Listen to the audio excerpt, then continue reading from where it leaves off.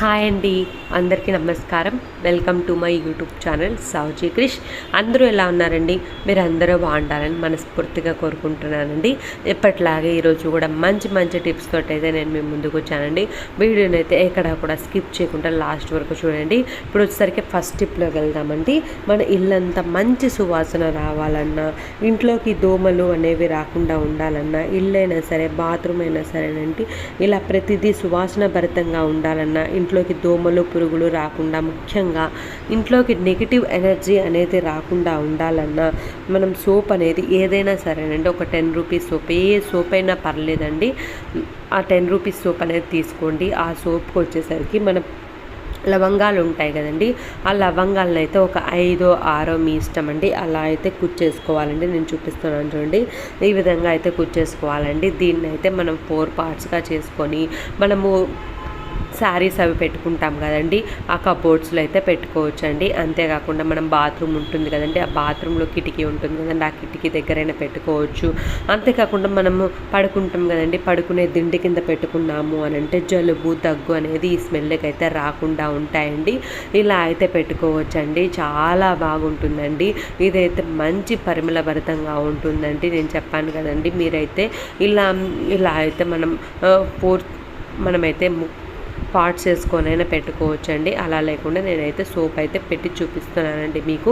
ఇలా బట్టల దగ్గర ఎక్కడైనా సరేనండి, మనమైతే బట్టలు ఎక్కువగా వాడకుండా ఉండే బట్టల దగ్గర అయితే చిన్న చిన్న పురుగులు కూడా వస్తుంటాయండి.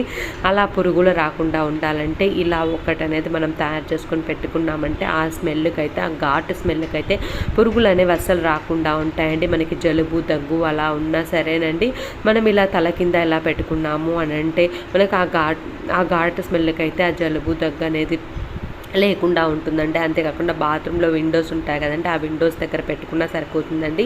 ఇలా మన ఇంట్లోకి అయితే నెగిటివ్ ఎనర్జీ అనేది లేకుండా ఉంటుందండి. తప్పకుండా ఒక్కసారి అయితే ఇలా ట్రై చేయండి. ఇప్పుడు వచ్చేసరికి నెక్స్ట్ స్టెప్లోకి వెళ్దామండి.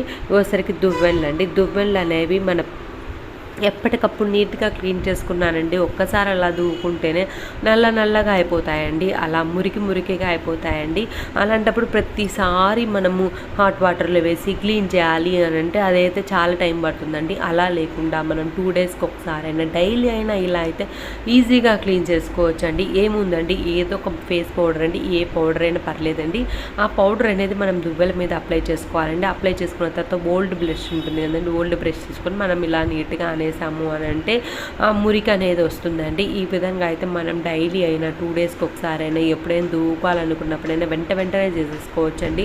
మనం డీప్ క్లీన్ చేయాలి అని అంటే అదైతే కొంచెం టైం అయితే పడుతుందండి. హాట్ వాటర్లో వేసుకొని నీట్గా కడిగేసుకోవాలి అలా అనుకుంటే కన్నా టైం పడుతుందండి. అలా అయితే నెలకు ఒకసారి చేస్తే సరిపోతుందండి. నేనైతే ఇదైతే ఫుల్ వీడియో చేశానండి, 2 ప్రాసెస్లో దువ్వెనలు ఎలా క్లీన్ చేసుకోవాలి, జిడ్డు మురికి ఉన్న దువ్వెనలని ఈజీగా ఎలా క్లీన్ చేసుకోవాలి అనేదైతే నేను వీడియో అయితే డిస్క్రిప్షన్ బాక్స్లో ఇస్తానండి. ఒక్కసారి ఆ వీడియో చెక్ చేశారంటే మీకే తెలుస్తుందండి. ఈ విధంగా అయితే మనం పౌడర్ తోటి అయితే డైలీ అయినా ఈజీగా అయితే క్లీన్ చేసుకోవచ్చండి. ఇప్పుడు వచ్చేసరికి దువ్వెనలని ఇంకొక టిప్ చెప్పబోతున్నానండి. దువ్వెనలని ఎలా ఈజీగా క్లీన్ చేసుకోవాలి అనేది ఇంకొక టిప్ చెప్పబోతున్నానండి. అది ఏంటంటే పేస్ట్ ఉంటుంది కదండి, పేస్ట్ అనేది ఏ పేస్ట్ అయినా పర్లేదండి, ఆ పేస్ట్ అనేది దువ్వెల మీద అయితే అప్లై చేసుకోవాలండి. చూడండి, నేను చూపిస్తాను చూడండి. దువ్వెన మొత్తం వచ్చేటట్లయితే మనం ఒక పాత బ్రష్ ఉంటుంది కదండి, ఆ బ్రష్ అనేది తీసుకొని మొత్తం దువ్వెనలకు మొత్తానికి ఈ పేస్ట్ అనేది అప్లై అయ్యేటట్టు చూసుకోవాలండి. చూడండి, నేను చూపిస్తాను చూడండి. ఈ విధంగా దువ్వెనలకంతా పేస్ట్ అనేది అప్లై చేసుకోవాలండి.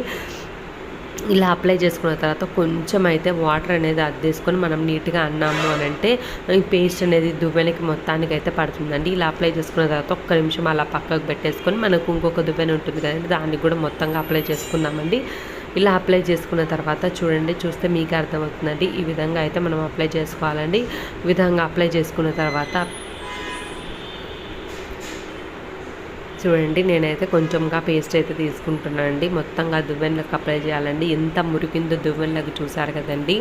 ఇలా ఇంత మురికి ఉన్నప్పుడు మాత్రం మనం ఇలా నీట్గా క్లీన్ చేసుకున్నాము అని అంటే ఆ మురికి అనేది లేకుండా ఉంటుందండి. జస్ట్ నేను బ్రష్ ఉంటుంది కదండి, ఆ బ్రష్ తోటి అయితే నీట్గా క్లీన్ చేశానండి. చేసిన తర్వాత మనం వాటర్ ఉంటాయి కదండి, ఆ దువ్వెనలో మునిగేటట్లు మనం వాటర్ అయితే తీసుకోవాలండి. వాటర్ తీసుకొని మనం నీట్గా అయితే క్లీన్ చేసుకోవాలండి. చూసారు కదండి, ఈ విధంగా వాటర్ అనేది వేసుకుంటూ నీట్గా క్లీన్ చేసుకోవాలండి. చాలా చాలా నీట్గా అయితే దువ్వెనలు అయితే క్లీన్ అవుతాయండి. వాటర్లో క్లీన్ చేసిన తర్వాత మీకు డస్ట్ అనేది ఎలా ఉందో చూస్తే మీకే అర్థమవుతుందండి. అంత డస్ట్ ఉంటుంది. ఎప్పుడైనా సరే అండి ఎక్కువ డస్ట్ ఉన్నప్పుడైతే అస్సలు వాడకూడదండి. డస్ట్ తోటైతే దువ్వెనలను దువ్వుకోవడం వల్ల మన హెయిర్కి అయితే ప్రాబ్లం ఉంటుందండి. అలా లేకుండా ఉండాలి అని అంటే డాండ్రఫ్ అలా వచ్చేస్తుందండి, హెయిర్ గ్రోత్ కూడా ఉండదండి. ఫస్ట్ నీట్గా దువ్వెనలు అయితే క్లీన్ చేసుకోవాలండి. క్లీన్ చేసుకున్న తర్వాత మనం వాడుకున్నాము అని అంటే మన హెయిర్కి ఎటువంటి ప్రాబ్లం అయితే లేకుండా ఉంటుందండి. నేను వచ్చేసరికి ఆ వాటర్లో అయితే క్లీన్ చేశానండి. క్లీన్ చేసిన తర్వాత జస్ట్ ఆ వాటర్ అనేది కొంచెంగా అప్లై చేసుకొని దువ్వెనలకి అయితే అదే వాటర్ తోటి కొంచెం అప్లై చేసుకొని బ్రష్ తోటి అయితే క్లీన్ చేస్తున్నానండి. చాలా నీట్గా అయితే క్లీన్ అయిందండి. ఒక్కసారి తప్పకుండా ట్రై చేయండి. నాదొక చిన్న రిక్వెస్ట్ అండి, ఇప్పటివరకు లైక్ చేయని వాళ్ళు ఎవరైనా ఉంటే తప్పకుండా లైక్ చేయండి. ఫస్ట్ టైం నా ఛానల్ చూసే వాళ్ళైతే సబ్స్క్రైబ్ చేసుకోండి. పక్కనే బెల్ ఉంటుందండి, అది హిట్ చేశారు అని అంటే నేను పెట్టేవన్నీ మీకు వెంటనే వస్తాయండి. మీరు వెంటనే చూసేయచ్చండి. చూడండి ఎంత నీట్గా క్లీన్ అయ్యాయో చూడండి. చాలా నీట్గా చాలా త్వరగా అయితే క్లీన్ అవుతాయండి. ఇవైతే ఈ టూ ప్రాసెస్ అయితే సింపుల్గా చేసేసుకోవచ్చండి. చాలా త్వరగా అయిపోయే ప్రాసెస్ అయితే నేను చెప్పానండి. ఇప్పుడు వచ్చరికి నెక్స్ట్ టిప్లోకి వెళ్దామండి. ఇది వచ్చరికి పాతదండి, చీపిరి అయితే పాతదండి. ఈ పాత చీపిరికి అయితే బ్యాక్ సైడ్ ఉంటుంది కదండి, అదైతే మనకి ఇంకొంచెం పోయినట్లుగా అలా ఉంటుందండి. అలాంటప్పుడు మనకు గుచ్చుకుంటూ ఉంటుందండి. అలా గుచ్చుకుంటున్నప్పుడు మనం వాడాలి అని అంటే మన చేతులు పాడైపోతాయి కదండి. అలా లేకుండా ఉండాలి అని అంటే మనకు స్మూత్గా ఉండాలంటే బెలూన్ ఉంటుంది కదండి, ఆ బెలూన్ అనేది బ్యాక్ సైడ్ అయితే నేను అప్లై చేస్తున్నాను చూడండి. ఈ విధంగా అయితే మొత్తంగా బెలూన్ అయితే అనేసుకోవాలండి. అలా అనేసుకుంటే మనకైతే అక్కడ సాఫ్ట్గా ఉంటుందండి. మనం పట్టుకున్నా కూడా మనకి సాఫ్ట్గా అనిపిస్తుంది కాబట్టి మనకు కుచ్చుకోవడం అనేది లేకుండా ఉంటుందండి. ఈ పాత చీపిరిని మళ్ళీ మనం ఇంకా కొన్ని రోజులు వాడుకునేదానికి ఉంటుందండి. అలా కుచ్చుకుంటుంటే పాడలేం కదండి, ఊరికే పడేయాల్సిస్తుందండి.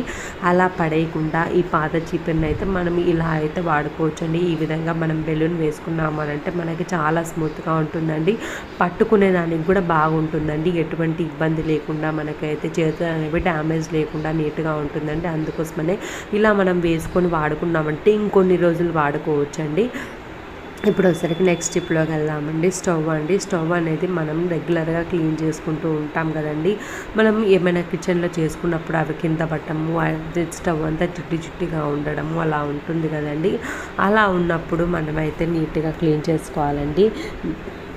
స్టవ్ క్లీన్ చేసేటప్పుడు స్టవ్ దగ్గర అనేది స్మెల్ అనేది రాకుండా ఉండాలి అని అంటే, స్టవ్ అనేది కొత్త దానిలా ఉండాలి అని అంటే ఒక బౌల్లో వచ్చరికి కొంచెం వాటర్ అనేది తీసుకోవాలండి. తీసుకున్న తర్వాత ఫేస్ పౌడర్ ఉంటుంది కదండి, ఏ పౌడర్ అయినా పర్లేదండి, ఆ ఫేస్ పౌడర్ అనేది వేసుకోవాలండి. వేసుకున్న తర్వాత క్లాత్ అయినా మనం తుడుచుకునేది ఉంటుంది కదండి, స్టవ్ తుడుచుకునేదానికి మీరు ఏదైతే యూజ్ చేస్తారో దాన్ని అయితే మనం ఈ వాటర్లో అయితే ముంచేసుకోవాలండి. ఇలా ముంచేసుకున్న తర్వాత మనం స్టవ్ అనేది క్లీన్ చేసుకున్నాము అని అంటే స్టవ్ అనేది చాలా షైనీగా చాలా మంచి స్మెల్తో ఉంటుందండి. ఒక్కసారి ట్రై చేయండి. ఫేస్ పౌడర్ ఎంత మంచి స్మెల్ వస్తుందండి. దాంతో మనం క్లీన్ చేసాము అని అంటే చాలా షైనీగా చాలా మంచి స్మెల్తో ఉంటుందండి. అలాగే ఆ వాసనకైతే పురుగులు అనేవి రాకుండా ఉంటాయండి. అంతేకాకుండా ఇదే వాటర్ని అయితే మనం కిచెన్కే కాకుండా మిర్రర్స్ క్లీన్ చేసుకునేదానికి, డైనింగ్ టేబుల్స్ క్లీన్ చేసుకునేదానికి, స్విచ్చెస్ ఉంటాయి కదండి వాటిని క్లీన్ చేసుకునేదానికి వాడుకోవచ్చండి. చాలా మంచి స్మెల్ తోటి చాలా బాగుంటుందండి. చూడండి ఈ విధంగా మనం నైట్ పడుకునేటప్పుడు పనులన్నీ అయిపోతాయి కాబట్టి ఆ టైంలో మనం ఇలా క్లీన్ చేసుకున్నాము అని అంటే వంట రూమ్ అంతా మనకి కిచెన్ దగ్గర ఈ వాటర్తో క్లీన్ చేసామంటే మనకి మంచి స్మెల్ వస్తుందండి. వంట రూమ్ అంతా మంచి స్మెల్ వస్తుంది. అంతేకాకుండా రాత్రి మనం పడుకునేటప్పుడు క్లీన్ చేసాము అంటే పురుగులు అనేవి మనం పడుకున్న తర్వాత లైట్ ఆఫ్ చేసిన తర్వాత వస్తాయండి.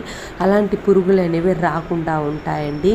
మనం కౌంటర్ టాప్, స్టవ్ పైన, స్టవ్ కింద అంత నీట్గా అయితే క్లీన్ చేసుకోవచ్చండి. ఇలా క్లీన్ చేసుకున్నాము అని అంటే చాలా నీట్గా ఉంటుందండి. మనకి పురుగులు అనేవి రాకుండా ఉంటాయండి. తప్పకుండా ఒక్కసారి అయితే ట్రై చేయండి. ఇప్పుడు వచ్చేసరికి నెక్స్ట్ ఇప్పుడుకి వెళ్దామండి. అదే వాటర్ అండి. అదే వాటర్ని వచ్చేసరికి ఇప్పుడైతే నేను మిర్రర్ ఎలా క్లీన్ చేయాలో చూపించబోతున్నానండి.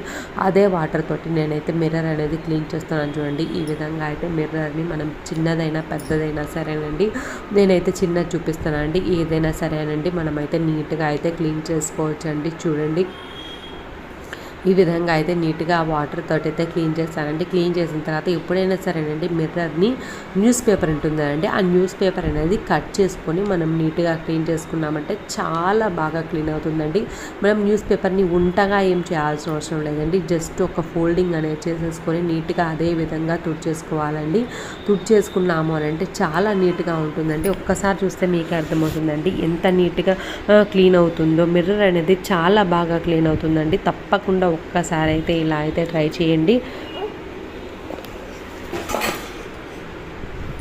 చూడండి ఎంత నీట్గా క్లీన్ అయిందో చూడండి. అదే వాటర్ తోటి ఒక న్యూస్ పేపర్ వేసి మనం క్లీన్ చేస్తే సరిపోతుందండి.